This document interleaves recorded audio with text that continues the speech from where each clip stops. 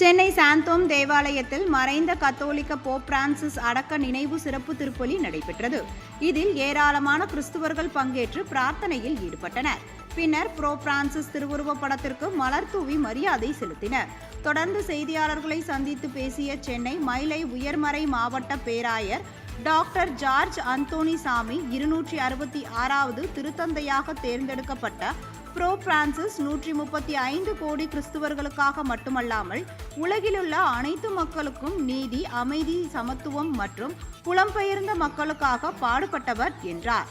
அவர் காட்டிய வழியில் நாம் நடக்க உங்கள் அனைவரையும் அழைக்கிறேன் என்றும், அவரின் தாய்நாட்டின் மீதும் இந்தியாவின் மீதும் இந்திய மக்களையும் பல சமூகங்களையும் அனைவரையும் நேசித்தார் என்றும் அவர் அப்பொழுது தெரிவித்தார்.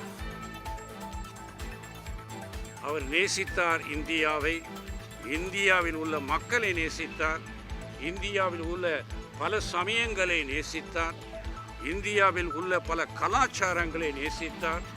தன்னையே அவர்களோடு ஒன்றாக உறவாடுகின்ற ஒரு திருத்தந்தையாக இருந்திருக்கின்றார்.